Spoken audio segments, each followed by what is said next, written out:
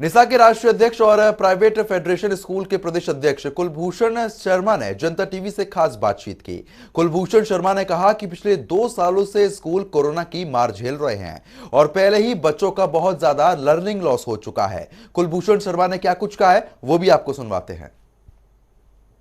हरियाणा की private federation school ने आज एक प्रेस कॉन्फ्रेंस की है और तमाम मुद्दों पर सरकार पर निशाना साधा है। खासतौर पर शिक्षा विभाग से जुड़े कई मसलों पर बातचीत की है और ये पूरा प्रतिनिधिमंडल चंडीगढ़ पहुंचा और चंडीगढ़ में प्रेस कॉन्फ्रेंस करके सरकार के सामने कई मांग भी प्राइवेट फेडरेशन स्कूल की तरफ से रखी गई है। मेरे साथ इस मसले पर बातचीत करने के लिए निशा के अध्यक्ष और प्राइवेट स्कूल फेडरेशन के अध्यक्ष कुलभूषण जी हैं। सर, क्या मांग है आपकी? चूंकि अभी सरकार ने एक बड़ा फैसला किया है कि 5वीं क्लास और 8वीं क्लास की परीक्षाएं में बोर्ड फिर से शुरू किया गया है। प्राइवेट स्कूल एसोसिएशन इसको किस नजर से देखती है? देखिए, 5वीं और 8वीं की जो बोर्ड परीक्षाएं ये पूर्व में काफ़ी साल पूर्व होती थी और जब राइट टू एजुकेशन आया तो ये विशेषज्ञों ने ये राय दी और शिक्षाविदों ने ये राय दी कि हमें रट्टा वाली जो है शिक्षा नीति से, रोट लर्निंग से बाहर निकलना चाहिए, अंक प्रणाली से बाहर निकलना चाहिए। वहाँ पर असेसमेंट की बात की गई और नो डिटेंशन पॉलिसी भी आई और उसमें कहा गया कि भी टीचर्स को ज़्यादा जवाबदेह होना होगा, बच्चों को भी जो है अकाउंटेबल होना पड़ेगा एजुकेशन के प्रति, पेरेंट्स को भी। और इस नई शिक्षा प्रणाली की बात की गई कि इसमें जो है तनाव मुक्त जो है वो शिक्षा बच्चे ले सकेंगे।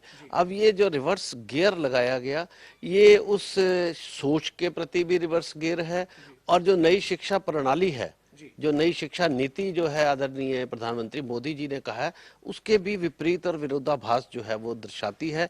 क्योंकि उसमें भी ये कहा गया है कि तीसरी, 5वीं और 8वीं की असेसमेंट की जाएगी, बोर्ड की बात कहीं पर नहीं की जाएगी। अगर बोर्ड की परीक्षा, जैसे ये बयान आ रहे हैं कि भी बोर्ड से जो है क्वालिटी एजुकेशन इम्प्रूव होगी, तो अगर बोर्ड से क्वालिटी इम्प्रूव होती है तो फिर 5वीं और 8वीं का ही बोर्ड क्यों? क्या पहली क्लास में क्वालिटी की जरूरत नहीं है? फिर तो पहली में भी बोर्ड कर दिया जाए, दूसरी में भी बोर्ड कर दिया जाए, तीसरी में भी बोर्ड, चौथी में भी बोर्ड और +2 तक हर साल जो है बोर्ड की परीक्षा। क्या सिर्फ क्वालिटी एजुकेशन 5वीं और 8वीं को उनको जरूरत है और बाकियों को जरूरत नहीं? अगर क्वालिटी बोर्ड की परीक्षा से जो है सुनिश्चित होती है तो हमारा इस पर जो है विरोधाभास इस बात को लेकर है कि ये नई शिक्षा नीति को तोड़ा और मरोड़ा जा रहा है। और जो मोदी जी ने, कस्तूरी रंगन जी ने जो इस पे नई शिक्षा नीति पे अपने सुझाव दिए, ये उसके बिल्कुल ही विपरीत जो है ये फैसला है, जो मेरा मानना है। जी, साथ ही सर, आपने प्रेस कॉन्फ्रेंस की, इस दौरान आपने कहा कि स्कूलों को बंद करने का सरकार का फैसला जो है वो सही नहीं है। कोविड का संक्रमण लगातार तेज गति के साथ फैल रहा है। ऐसे में अगर स्कूल बंद किए हैं तो फिर निजी स्कूल एसोसिएशन को ये फैसला सरकार का रास क्यों नहीं आ रहा? देखिए, सर्दियों में विंटर वेकेशन होती हैं तो एक तरह से इसको विंटर वेकेशन मान सकते हैं। और कोविड भी इस समय कहा जा रहा है कि जैसे कि ये पीक की तरफ कहा जा रहा है कि बढ़ रहा है, लेकिन साथ साथ ये भी कहा जा रहा है कि ये बहुत ही माइल्ड सा है कि इसमें कोई हानि होने की आशंका नहीं है। और आपने वर्ल्ड बैंक की रिपोर्ट देखी होगी, उन्होंने कहा कि एक पीढ़ी जो है अनपढ़ हो रही है और इसकी मतलब इतनी ज़रूरत जो है। उसके बाद एम्स के चीफ गुलेरिया जी की भी रिपोर्ट है कि इससे कोई हानि नहीं हो सकती।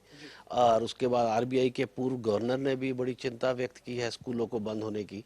यूरोप में जो है स्कूलों को आखिरी पे बंद किया जाता है अगर कोई ऐसी स्थिति आए, और हमारे यहाँ ऐसे लगता है कि स्कूल बंद कर दें तो कोरोना से मुक्ति मिल जाएगी। सबसे पहले शिक्षा को बंद कर दिया जाता है, जबकि शिक्षा जो है विकास का और देश के भविष्य का आधार गिना जाता है। 300 की कैपेसिटी से अगर इंडोर हॉल में मीटिंग की जा सकती है तो क्या 30 या 20-25 से बच्चों को पढ़ाया नहीं जा सकता? रही वैक्सीनेशन की पवन जी बात, जैसे डबल वैक्सीनेशन लोगों को हो चुका है, 15 से 18 को वैक्सीनेशन करने की बात हो रही है। तो जो 3 साल से बच्चे, जो हम तो प्लेवे से स्कूल खोलने की मांग कर रहे हैं, तो अगर वैक्सीनेशन के बाद ही स्कूल खुल रहे फिर तो 3 साल के लिए स्कूल गए। तो सरकार फिर स्पष्ट फैसला करे कि जब तक वैक्सीन नहीं स्कूल नहीं, साफ कहे, अभिभावकों को साफ संदेश दे। अब फिर ये बोर्ड परीक्षा की बात कहां से लेके आ रही? भाई स्कूल खुले नहीं, स्कूल आपसे खोले नहीं जा रहे, आप परीक्षा की बात कर रहे हैं। पहले शिक्षा तो सुनिश्चित कर लीजिए ना, फिर परीक्षा की बात करें। तो परीक्षा से क्या आप आय कमाना चाहते हैं क्या? लोग पहले ही टूटे पड़े हैं पैसों से, स्कूलों की फीस नहीं दी जा रही, तो आप बोर्ड परीक्षा से कौन सी शिक्षा को जो है जांचना चाहते हैं? मुझे तो बताएं। शिक्षा तो चल ही नहीं रही, तो जांचना आपने किसको है? किस क्वालिटी की आप बात कर रहे हैं? इसके साथ साथ सरकार की तरफ से बार बार इस तरीके की बात सामने आती है कि 134A के तहत गरीब बच्चों को निजी स्कूलों में पढ़ने का जो अधिकार है, वो अधिकार निजी स्कूल देना नहीं चाहते, निजी स्कूल आनाकानी करते 134A के तहत दाखिला देने में। इसकी असली स्थिति हरियाणा में क्या है? देखिए, मैं माननीय मुख्यमंत्री जी से हाथ जोड़कर एक अपील करता हूं कि हम पर जो इल्जाम लगता है ये एक बहुत बुरी बात है कि अगर एक शिक्षक इल्जाम के दायरे में है, एक शिक्षक वर्ग इल्जाम के दायरे में, वो गरीब को नहीं पढ़ाना चाहता। इसकी एक उच्च स्तरीय जो है जांच होनी चाहिए और दूध का दूध पानी का पानी होना चाहिए। हम बार बार ये कह रहे हैं कि नियमानुसार हमें भुगतान नहीं किया जा रहा और हमें न्यायालयों में जाना पड़ रहा है। प्रजातांत्रिक सरकार में अगर लोग न्यायालय में जाते हैं तो ये प्रजातंत्र का एक तरह से फेल्यूर है, क्योंकि प्रजातंत्र में विधायक, मंत्री, ये सारे स्ट्रक्चर इसलिए बनाए जाते हैं कि आम आदमी की अगर कोई शिकायत है, ब्यूरोक्रेसी से कोई शिकायत है, तो वो ये लोग उसको दूर करेंगे। उसी तरीके से ग्राम पंचायत राज भी आया। लेकिन अगर हम हाई कोर्ट में दरवाजे खटखटा रहे हैं, इट मीन्स कहीं ना कहीं तो कोई प्रजातंत्र में गलती हो रही है। तो इसके एक उच्च स्तरीय हम मांग करते हैं कि उच्च स्तरीय जांच की जाए, चाहे कोई न्यायाधीश से, पूर्व न्यायाधीश से कराई जाए, कोई रिटायर्ड चीफ सेक्रेटरी से कराकर, और पब्लिक के सामने सही पक्ष रखा जाए। क्या हम गलत है? हम गलत इल्जाम लगा रहे हैं कि हमें जो है बकाया नहीं दिया जा रहा, और इल्जाम हमारे पे कि भी हम जो है एडमिशन नहीं देना चाहते। आपने कोई मैकेनिज्म नहीं बनाया कि अगर गलत लोग उसका एडमिशन ले रहे हैं और गरीबों के हक पे डाका डाल रहे हैं, उसके लिए आपने कोई मैकेनिज्म नहीं बनाया। लोग जो है गलत आय के प्रमाण पत्र देकर जो है वो दाखिले ले रहे हैं। और अभी समाचार पत्रों में छपा है कि जब फैमिली इनकम की बात आई तो वो अभी तक जो है जांच सही नहीं पाई जा रही है। तो फिर जो है एक वो उस पर दंड का प्रावधान, मैंने हमेशा कहा कि आप दंड का प्रावधान रखें कि अगर कोई गलत सर्टिफिकेट बनाकर किसी के हक पर डाका डालता है शिक्षा के अधिकार पर, तो उस पर क्या सजा होगी। जिस दिन आप ये सजा का प्रावधान कर देंगे, लोग जो है गलत अप्लाई करना बंद कर देंगे और आप नियमानुसार भुगतान करना शुरू कर दें, ये कहीं पर भी मामला टिकेगा नहीं, विवाद दूर हो जाएगा। आज आपने जो प्रेस कॉन्फ्रेंस की है, तमाम मुद्दों पर आपने बात रखी है। आपकी अब सरकार से, हरियाणा के शिक्षा मंत्री से, शिक्षा विभाग से क्या मांग है? खासतौर पर स्कूल जो बंद किए हुए हैं उससे आपका बड़ा इतराज नजर आ रहा है। आपकी क्या मांग है सरकार से? देखिए, हमारा ये है कि प्लेवे से लेकर 12 तक के स्कूल जो है वो तुरंत प्रभाव से खोले जाएं, और जो 134 की पेमेंट है वो भी ग्रामीण और शहरी में भेदभाव किया गया। गांव के स्कूलों को कम दिया जा रहा है, जबकि वहां पर बच्चों की फीस कम आती है, अध्यापकों के वेतन ज्यादा दिए जाते हैं। यह असमानता खत्म किया जाए।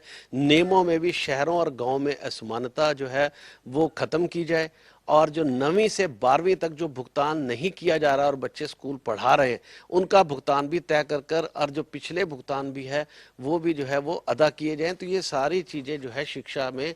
और दूसरा जो है फी रेगुलेटरी एक्ट में एक बहुत इंपॉर्टेंट मुद्दा है कि यूपी ने 20,000 तक जो है स्कूलों को फी रेगुलेशन से मुक्त रखा है।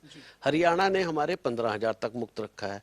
जब तक पर कैपिटा इनकम जो है वो यूपी की 67,000 के करीब प्रति व्यक्ति आय है, और जो हरियाणा के बच्चों की व्यक्तियों की है 2,75,000 के करीब प्रति व्यक्ति आय है। तो हमारी ये मांग है कि इसकी लिमिट 35,000 तक रखी जाए कि 5वीं तक इसको स्लैब में बांट दिया जाए।